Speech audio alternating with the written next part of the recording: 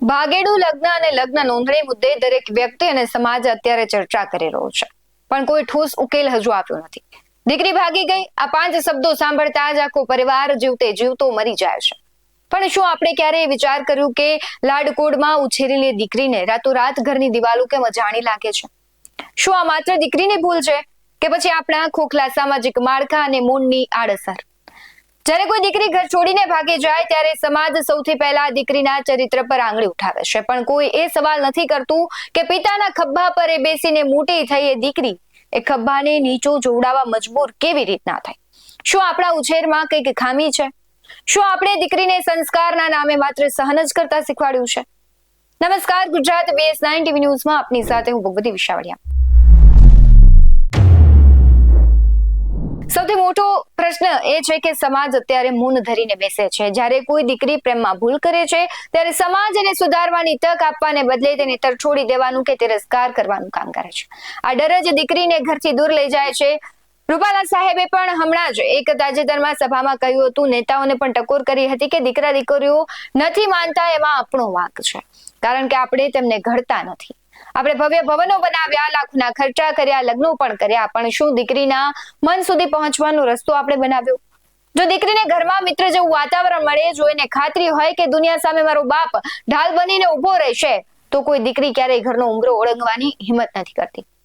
છેલ્લા ઘણા સમયથી રાજ્યમાં એક જ મુદ્દો સતત ચર્ચાઈ રહ્યો છે કે દીકરીઓ છે તેની લગ્ન નોંધણી છે તેમાં ફેરફાર કરવામાં આવે, તેના વતનમાં તેની નોંધણી થાય, મા બાપની મંજૂરી સાથે જ આ કહેવાય છે કે લગ્ન નોંધણી કરવામાં આવે છે, અને દીકરીઓને ભાગતી કેમ બચાવી શકાય?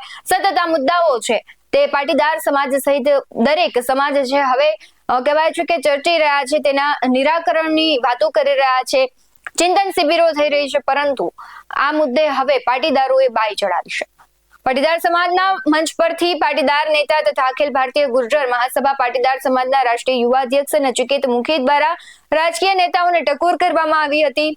પાટીદાર સમાજના નચિકેત મુખીએ સમાજને એક વિશાળ મંચ પરથી સંબોધતા ગંભીર સરકાર પર આક્ષેપો કર્યા હતા. સાથે જ સમાજના જે રાજકીય નેતાઓ છે તેમને પણ ખુલ્લી ટકોર કરી હતી. તેમણે કહ્યું હતું કે છેલ્લા ઘણા વર્ષોથી પાટીદાર સમાજની દીકરીઓને ગુમરાહ કરીને ખોટી લાલચ આપી અથવા અન્ય કોઈ રીતે ગેરમાર્ગે દોરીને ભાગેડુ લગ્ન કરાવી લઈ જવાની ઘટનાઓમાં સતત વધારો થઈ રહ્યો છે, જે સમાજ માટે ગંભીર ચિંતાનો વિષય છે. પરંતુ ન માત્ર પાટીદાર સમાજ, દરેક સમાજમાં આવી ઘટનાઓ થઈ રહી છે. દરેક સમાજ માટે આ બધા જ કિસ્સાઓ છે ક્યાંક સામાજિક માળખાને ખંડન કરતા હોય તેવું લાગી રહ્યું છે, અને આને લઈને સતત ચર્ચાઓ થઈ રહી છે. પરંતુ વિગતે વાત કરી અને તેના તારણ વિશે વાત કરતા પહેલા શું કહી રહ્યા છે નચિકેત મુખી, આવો સાંભળીએ. સાચું બોલો તો જ સમાજ જાગૃત થશે. અહીં કોઈ પક્ષ માટે પદ માટે બોલવા નહીં આવ્યો, પણ આજે પ્રશ્ન, આજે દીકરીનો પ્રશ્ન, આપણો પાટીદારનો પ્રશ્ન, આપણા ઘરમાં જે પ્રશ્ન આવ્યો છે એ પ્રશ્નના લીધે આજે આપણે ભેગા થઈ છે. 4 વર્ષથી આંદોલન કરવા પડે છે, અને આ પ્રશ્ન જે નાનો એવો પ્રશ્ન નથી. દીકરી આપણી ભાગી જાય કે દીકરી પ્રેમ લગ્ન કરે, નાનો પ્રશ્ન નથી. પણ આ પ્રશ્ન એ ઉદ્ભવ્યો ક્યાંથી કે જ્યારે આ દીકરીને એ ઘરમાં એવું વાતાવરણ નથી મળતું, મા બાપે એમની જોડે ચર્ચા કરવી છે, એના માટે સારું ખોટું કે બીજા ઘરમાં જાય કેવું હોય, આ બધી એમને સમજ આપવી પડે. અને જ્યારે આ સમજ આપવામાં આપણે મા બાપ તરીકે નિષ્ફળ જઈએ, અને ત્યારે સમાજની ભાવના લઈને જે પાટીદાર આગેવાનો, યુવાનો, એસપીજી એ પોતાની સ્વેચ્છાએ જવાબદારીપૂર્વક જ્યારે બહાર નીકળતી હોય અને દીકરીઓને પાછા લાવવાનું કામ કરતું હોય છે. મારો પ્રશ્ન એ છે લાલજીભાઈ, 25 વર્ષથી એસપીજી ના આગેવાનો આજે દીકરીઓને પાછા લાવવાનું કામ કરે છે, પોતાના માથે કેસ લે છે, લુહાણ હાલતમાં એ લોકો હોસ્પિટલમાં હોય, જેલવાસ ભોગવ્યો. આપણે કેટલાને ઓળખીએ છીએ? આ વાત મારે એટલા માટે કરવી છે કે હમણાં 4 મહિના પહેલા માલધારી સમાજની એક દીકરી જે પ્રેમ લગ્ન કરીને ગઈ હતી, ત્યાંથી એ પાછી લઈ આવ્યા. સાહેબ તમે માનશો નહીં, માલધારી સમાજના પીઆઈ હોય, પીએસઆઈ હોય, કલેક્ટર હોય, મામલતદાર હોય કે રાજકીય આગેવાનો, બધાએ સોશિયલ મીડિયામાં એ યુવાનોને પ્રોત્સાહન આપવા માટે વિડીયો મૂક્યો હતો. પાટીદારોની 1000 થી વધુ દીકરી આપણે પાછી લાયા. મને બતાવો કે તમે કેટલા પાટીદાર આગેવાનોને ઓળખો છો? સોશિયલ મીડિયામાં કેટલાએ વિડીયો મૂક્યા. ઓળખ આપવી પડે છે કે ભાઈ આ પાટીદારની સંસ્થા છે, 27 વર્ષથી પાટીદારો માટે કામ કરી રહી છે, એવી ઓળખ આપવી પડે છે પાટીદારોમાં. આ શરમજનક બાબત છે આપણા માટે. આપણી જવાબદારી છે પાટીદાર માટે, સમાજ માટે લડતા આગેવાનોને મોરલ એમનું અપ જાય, એમના પ્રોત્સાહિત કરવા, એ આપણી જવાબદારી છે. સમાજ તરીકે આપણે એ વસ્તુમાં આજે જે આપણે નિષ્ફળ થયા છે એના કારણે આ દીકરીનો પ્રશ્ન આપણા ઘરમાં આવીને ઉભો. બાકી કોઈની તાકાત નથી કે પાટીદાર સામું જોવા.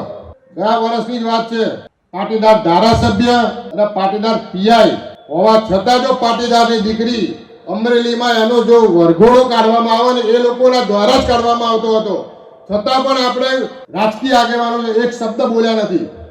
એક પણ ધારાસભ્ય, ચાહે ભાજપ હોય કોંગ્રેસ હોય, કોઈ ધારાસભ્ય 25-50 છોકરા લઈ કોઈ છોકરીને કોઈના ઘરમાંથી પાછી લાવે નથી આ સુધી. ખાલી આ પાટીદાર યુવાનો, પાટીદાર આગેવાનો એ જ આ કામ કરી રહ્યા છે. એમના પ્રોત્સાહન માટે આપણે આ ભેગા થયા છીએ.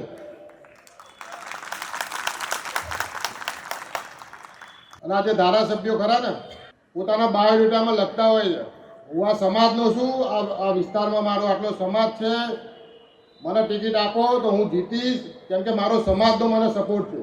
સમાજ એમને સમાજ તરીકે જીતાડી બી દે. અને જ્યારે આવા સમાજના જ્યારે સળગતા પ્રશ્ન લઈને આપણે જઈએ ને એમની જોડે, ત્યારે એમનું હાઈકમાન્ડ સાંભળતું નહીં. હવે તમે સમજી લો કે જો આ ધારાસભ્યો પોતાના સમાજનું ગૌરવ નહીં લઈ શકતા તો એવાને તમારા સ્ટેજ ઉપર બેસાડાય. જે ધારાસભ્યો હોય કે કોઈ પણ હોય, પક્ષની વાત નથી કરતો, વાત છે સમાજનું ગૌરવ લેવાની વાત છે, સમાજ પ્રેમી બનવાની વાત છે. સમાજની ભાવના કેળવો, દીકરીઓને સમજાવો કે સમાજ શું છે.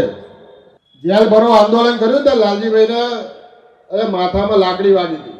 ગુજરાતની અંદર સમાજ છે ને, સમાજ એ દિવસે રોડ ઉપર આવ્યો હતો, લાલજીભાઈ લાકડી ખાધી ને તમારા પીઠબંધના લીધે ખાધી હતી. 2015માં પણ પાટીદાર અનામત આંદોલન થયું અને હજારો લોકો રોડ ઉપર ઉતર્યા, ત્યારે મારી ભલાના ધોતે ઢીલા થઈ ગયા હતા.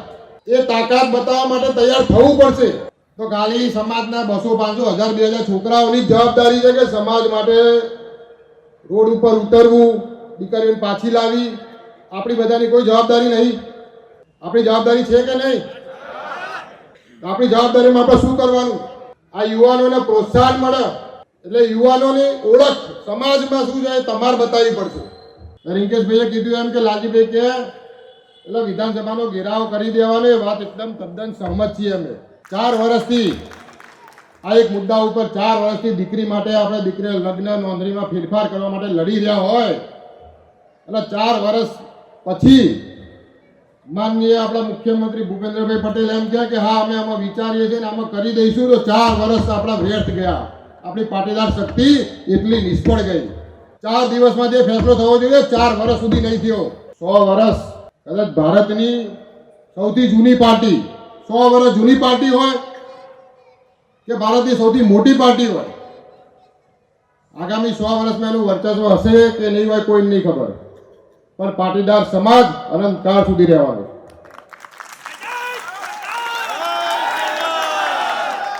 સમાજ પ્રેમી બનો. પૂછવા ના જવું પડે ભાઈ કે બાજુમાં ઘરમાં કયો પાટીદાર રહે છે ને એના ઘર તકલીફ પડી એટલે પહોંચી જ જવાનું હોય. આ ભાવના હતી એસપીજીમાં હતી, અમારા જેવા યુવાનોમાં હતી, એટલે આ સમાજ અત્યારે 5-25 હજાર અત્યારે બી ભેગા થાય છે. તમે લોકોમાં એ ભાવના છે એટલે ભેગા થયો છો. પણ ગુજરાતની અંદર કાલ ઉઠીને એસપીજી દ્વારા કે કોઈ પણ આગેવાન દ્વારા દીકરી પાછી લાવે એટલે એ વ્યક્તિ ગુજરાતના ખૂણે ખૂણે વાયરલ થઈ જવો જોઈએ. બોલો થશે કે નહીં? આ જ્યારે આપણે સાહસ આપશું ને ગામડાના પરિવારોને, ત્યારે જ પાટીદાર સમાજ એક સક્ષમ પાટીદાર સમાજ બનશે. નેતા હોય, સંસ્થા હોય કે કોઈ પણ હોય, કડવા લેવામાં આપણને વેચી માર્યા, મારે ભેગા કર્યા હતા. 50 વર્ષ પછી આ પાટીદારો ભેગા થયા હતા. 2015માં કડવા લેવામાંથી પાટીદાર થયા હતા. ફરીથી આપણે આપણી ઓળખ આપવા માંડીએ કે હું કડવાનું લેવા. ક્યાં જઈને ઊભી રહેશે આ ઓળખ આપણી? આપણે પાટીદાર તરીકે ઓળખ આપતા હતા ને ત્યારે આપણા ઘરની દીકરીઓમાં કોઈ હાથ નતું નાખતું. 4 વર્ષથી આપણે જે આ સમાજની ચિંતા કરી રહ્યા છીએ અને જે લગ્ન નોંધણીના કાયદાની અંદર આપણે ફેરફાર કરવા જઈ રહ્યા છીએ, જો એ આગામી વિધાનસભાનું સત્ર ચાલુ થવાનું છે, પાટીદારના જે 44 ધારાસભ્યો છે એ લોકોને સપ્રેમ વિનમ્રતાથી અમારી વિનંતી છે કે તમામ સમાજને આનો ફાયદો થવાનો છે. અને આ જો કાયદામાં વિધાનસભાના સત્ર દરમિયાન જો ફેરફાર નહીં થાય તો આ તમારા બધાને સાક્ષીમાં વિધાનસભાનું સત્ર પત્યા પછી જીએમડીસીમાં 1 કરોડ પાટીદાર ભેગા થશે. 2015માં 25 ભેગા થયા ને, આખા ભારતની બધી રાજનીતિ બદલી નાખી હતી. આજે પાટીદારની દીકરીનો પ્રશ્ન છે ને, જ્યારે પરિવારનો પ્રશ્ન હોય ને આબરૂ ઉપર આવ્યો ને ત્યારે કશું બાકી નહીં રહે. માનનીય ભૂપેન્દ્રભાઈ પટેલની વિધાનસભામાં આપણે બેઠા છીએ, આવીવાળા મિત્રો છે એટલે કહી દેજો વિધાનસભાના સત્ર દરમિયાન આનો ફેરફાર કરવો જરૂરી છે. જો નહીં કરે તો જે ભાષામાં જવાબ માંગશો એ ભાષામાં જવાબ આપવા પાટીદારો તૈયાર છે.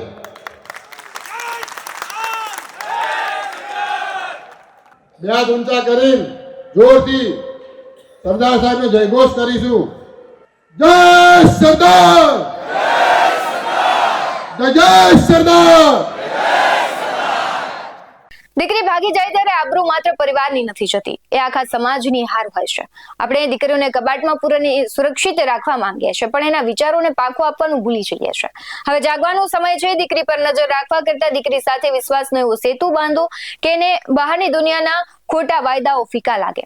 યાદ રાખજો, દીકરી ત્યારે જ ભાગે છે જ્યારે એને ઘર કરતા બહારની દુનિયા વધુ સલામત લાગવા માંડે.